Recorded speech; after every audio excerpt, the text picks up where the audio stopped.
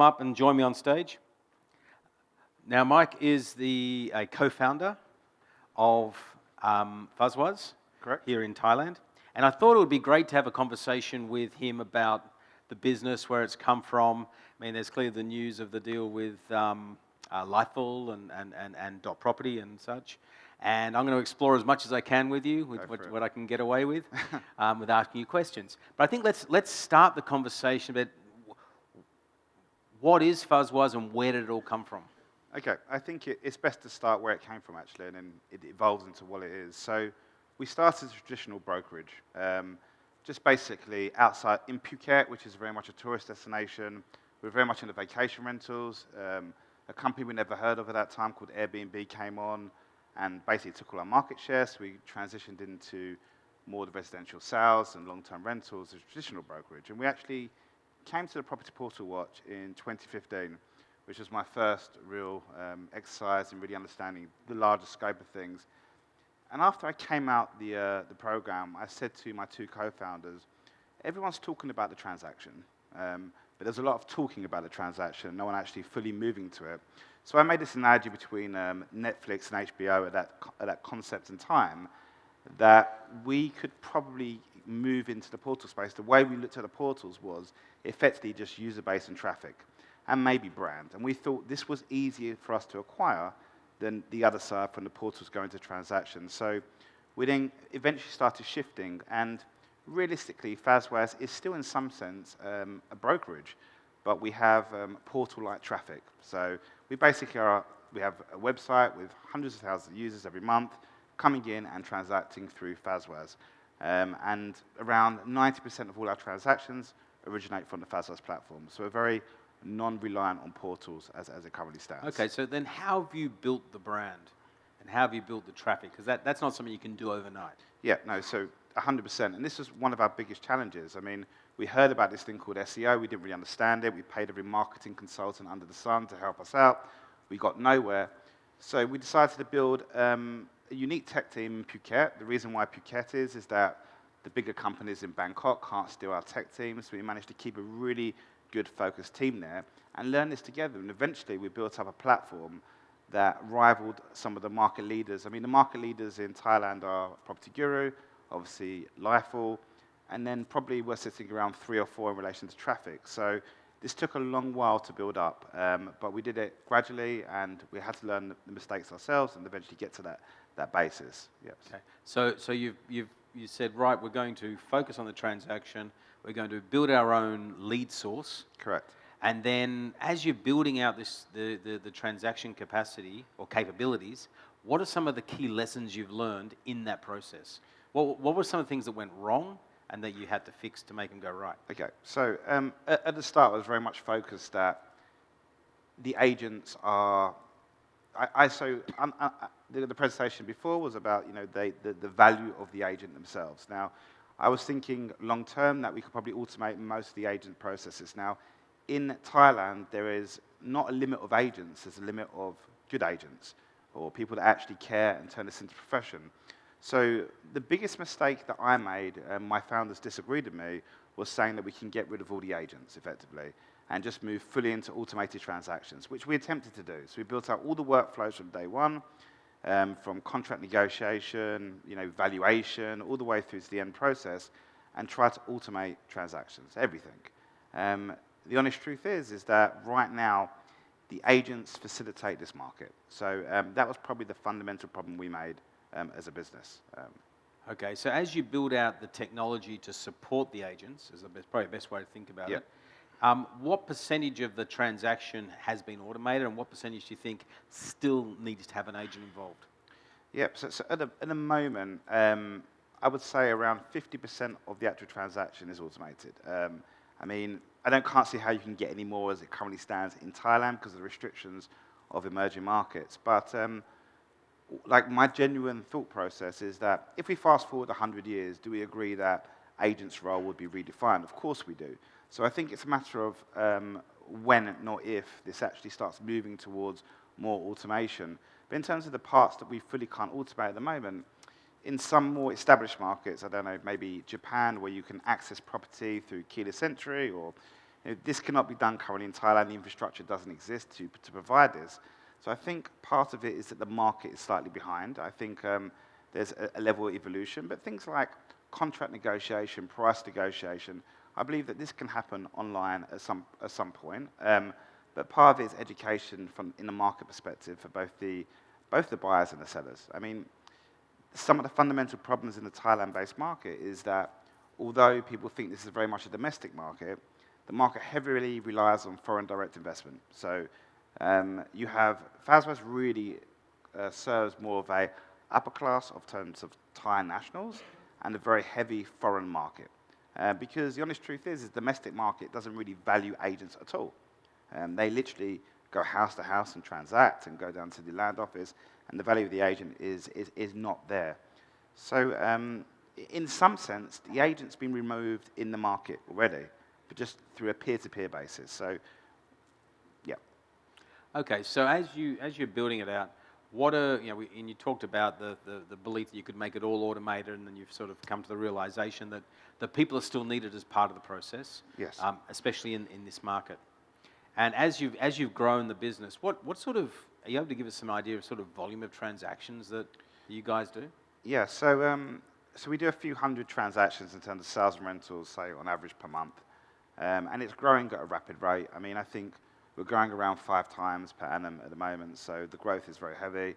I think, we haven't looked at this year's forecast, but obviously it's going to be an extremely large number. It puts us in quite a large capacity comparable to some of the public companies out of Singapore, without mentioning names, in terms of the revenue, and much more importantly, EBITDA that we're probably forecasting to make. So, yeah, I think in terms of FazWaz, in terms of where it currently is, excluding the tie-up we've done with Lifeful, it's already becoming a relatively, what we believe is a large player in a not a huge market, but what we believe the total addressable market is, we believe we're kind of there, yeah. So we've talked we saw with Georg that it was like a 35% contribution margin. The Property Scout guy says more like a 50% contribution margin, so on. Are you able to share sort of roughly what yours is? Yeah, sure. So ours is so our contribution margin, so our commissions we pay the agents obviously a lot lower than, say, some of our peers. And the reason mainly why is we've been around a lot longer. So our offering is relatively strong in terms of we have a huge organic lead flow coming in. We've got lots of tools and lots of technology to provide. So our agents value this. So we don't need to get into war with paying, high commissions. We can effectively say, well, you can take 80% commission on the platform, but in terms of the overall money an agent will make, they will make more on our platform. So it allows us to basically increase our gross profit margins. Yep. Yeah. So how much is it?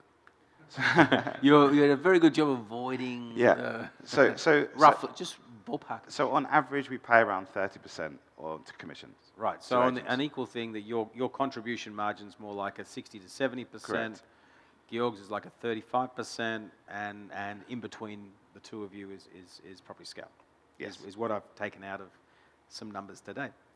Now, when you think about scaling the business, because a lot of this topic's about scaling and how you grow, what do you see as the limitations to growth, or the things that are? Is it finding enough salespeople? Is it getting enough leads? Is it the technology platform being able to process things well enough? What are the limitations? Yeah, it's a good question. So I think in emerging markets, one of the fundamental problems, whether it's agents or just technologists, is people. Just finding good people is very challenging in these markets. And I guess this is all markets, but I think in emerging markets, that is much more challenging. So that's definitely the key problem that we have in finding great people. So always on the lookout for really good people to come and join the business. The second is that if we go and compete with the portals that have been around for, let's just say 10 plus years, it's going to take us a long time to get there. There is no shortcut. That's what we've realized in relation to this. In terms of to become number one organically and build a large brand in itself outside the organic traffic, it's going to take a lot of time, which is actually, the fundamental reason why FazWaz and Lifeful Connect in Thailand are now one company, because it allows us to shortcut the growth on both sides. So I think these two are definitely fundamental.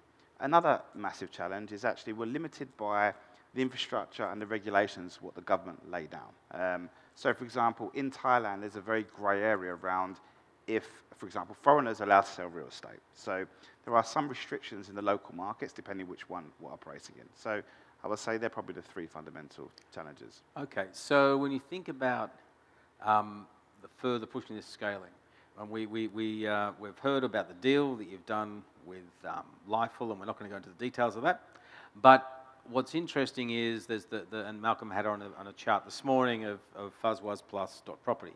So how does that start to play out? What does that mean to you? Okay, good question. So I mean, fundamentally, if you think about what Life Connect Thailand has, which is, .property is one of them, along with the aggregators, they're the largest network of traffic that exists within Thailand. And we effectively have probably the most advanced transaction platform in the country by quite a large way.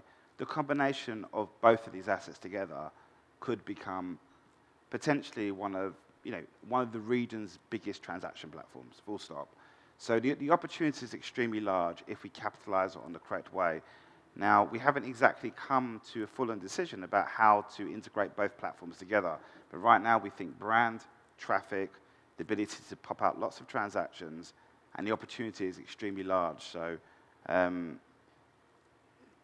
if it executes right, this could be beyond what Property Guru have as an offering here, we believe, or as in Southeast Asia. Okay. Yeah. So I'll try to summarize a little bit, right? Yeah. As if you've got a good platform that's running at the moment, you're generating, you said like 90+% of your leads are coming off the FazWaz platform. Yeah, transactions. Transactions, Yeah. Sorry, the leads that convert to the transactions. Yes, correct. You're very good at refining those leads so that they are quite convertible. Yes. So that the sales guys want to be with you because they're getting fed nicely in the whole process. So then it's about how do I supercharge this? So if you start to unlock some value from a .property or is it hip flat, I think it is, etc. Does that start to then mean you need more sales guys? So historically, like property portals, especially in emerging markets, do a bad job for the consumer. So they're lead gen platforms, effectively. They're great generating leads. They're very bad in relation to the end consumer experience. Where platforms like FazWaz, it has one point of contact, the consumer has a much better journey.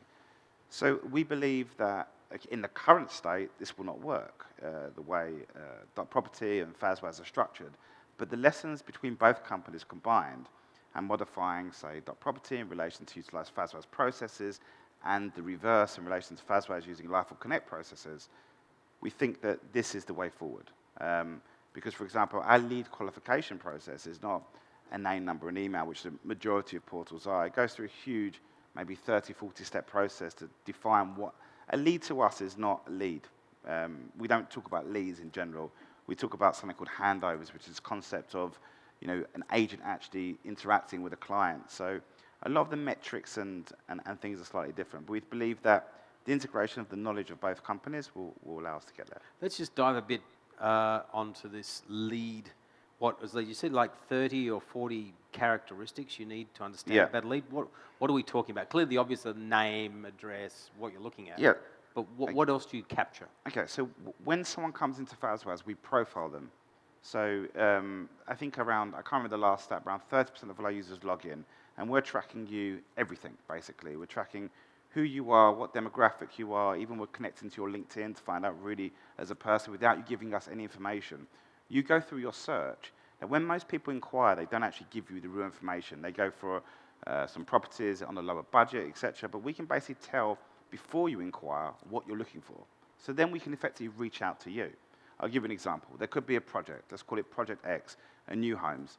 We might have 200 people going onto this project. We can identify who the people are. They haven't even inquired, and then reverse reach out to them.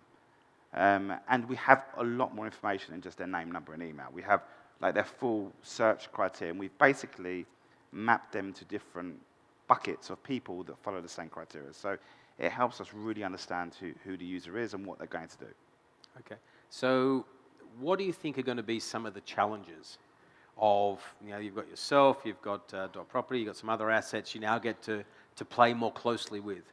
What are going to be some of the challenges you face in sort of accelerating or scaling your business even further? Okay. So I think the biggest challenge that we have as a company, as now a combined company, is we have market leadership in terms of branding and user base. It's making sure that we build this in the correct way that we don't really lose any value on the whole. I think initially we would detract from some value. We have two separate models effectively running. One has to kind of give slightly for the other one to succeed. I mean, the transaction model is just much more, it's the only model that really works in these markets. But we want to make sure that while we do this, we don't lose any brand value. We still want to work with agencies, so we're not looking to kill off all the agents. I mean, we see FazWaz is going to be obviously a large component of this, but we don't feel that we're going to own the whole market in some capacity. So there's a place for a lot of players to come on board and join us. So I think making sure this message is correctly portrayed to the market would be probably our biggest challenge that we're going to have on combining the assets. Okay, I've got a couple more questions here. But Sure. Can we bring up the screen with the questions on it? Thanks. I'm going to duck into one aspect is, to what extent do you focus on new developments versus secondary listings versus rentals? How do you see each of those three playing together? Because we heard earlier today from Georg, they're basically playing in all three segments. Yeah. Yeah, so we play in all three segments as well. The honest truth is rentals is relatively low yielding. I mean, the average commission in emerging markets, particularly Thailand, can range. But let's just say on a new home, it could be between 5 to 10% of the whole property price. So we're talking about large commissions in relation to, and Thailand, the property prices are growing at an astronomical rate. So if you looked at our transaction mix, it will probably be relatively equal between rentals and sales, but the revenue mix will be very, very different. It will be probably 80% on the sales side versus 20% on the rental side. Now, the new home segment is probably the easiest segment to enter in general because obviously you're not dealing with the inventory is solely provided by one party. So the new homes market for us is definitely a large focus, but we've seen other companies do this. And if you don't have the secondary market, you just go after the primary market, you don't win. As in, you actually don't do any form of transactions.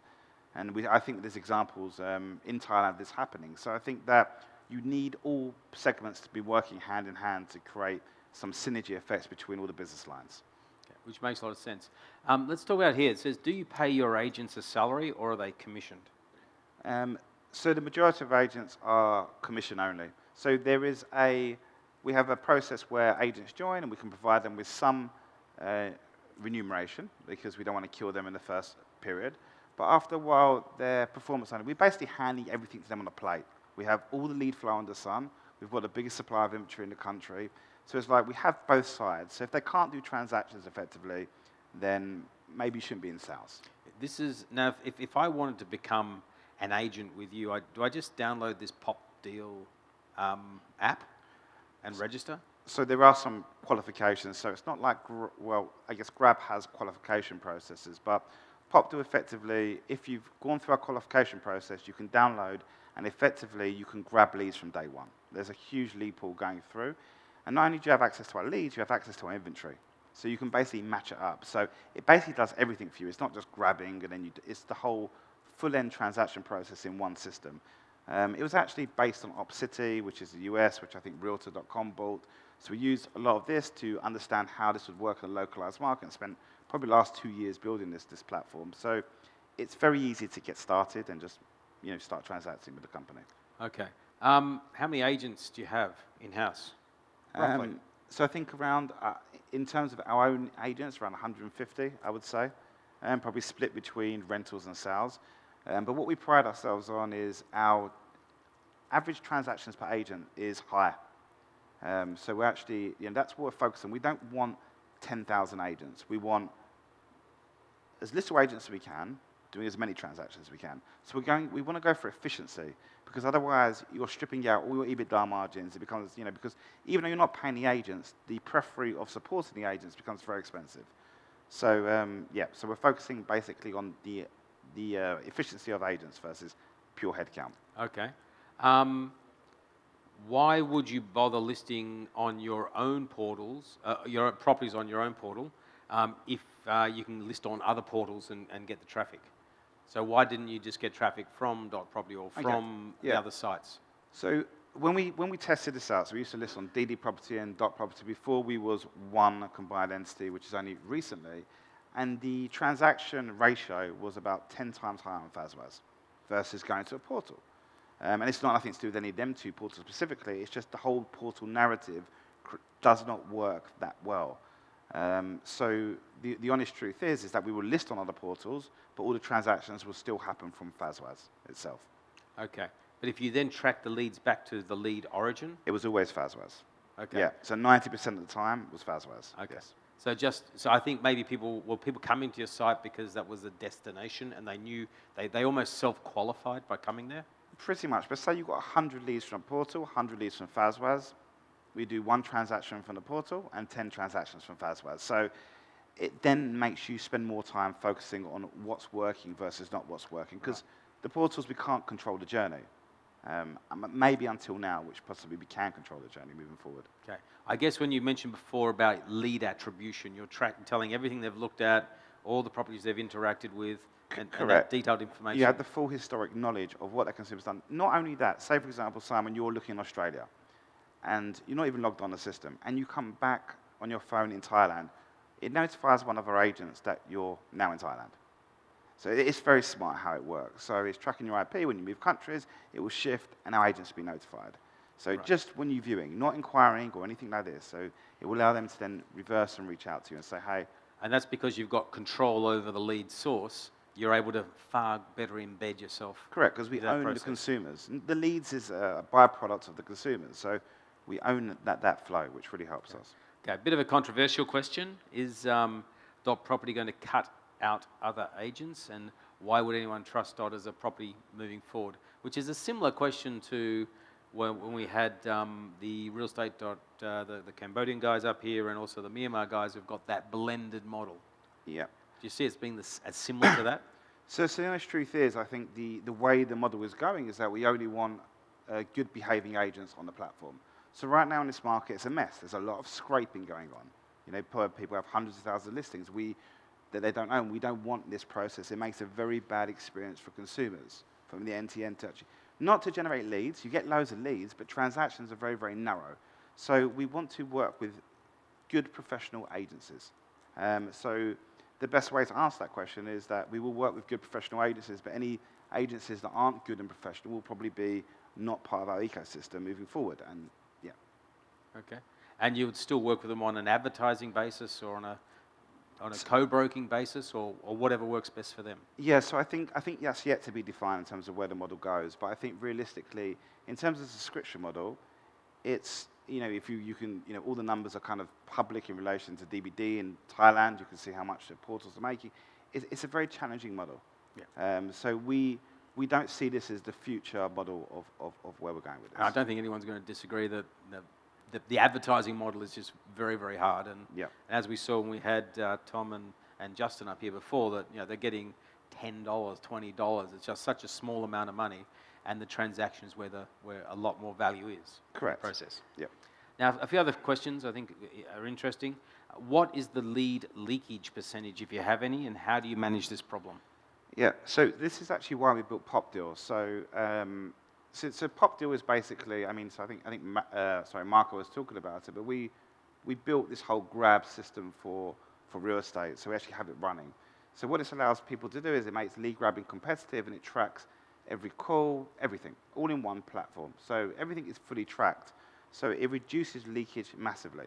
And also, if, for example, a consumer doesn't reply or update CRM in X amount of time, it pulls the leads off them and redistributes them. So it allows us to significantly reduce leakage. Now, you can't stop it, because Thailand is a very difficult market, especially on the regulation side. So, you know, you're not really going to looking to take many people to court if they take leads. You just want to cut them off the platform. But for us now, we're being very strict on this, that if you're caught, you know, basically taking business from us, you're banned from the platform for life. So it's a bad move, because with Dot Property and FazWaz, we're the clear market leader, so it would probably be a very bad move for an agent to do. They're kind of burning their bridges. So we're going to make it a strict policy on that one. Okay. Is selling in Thailand regulated, or can anyone be an agent?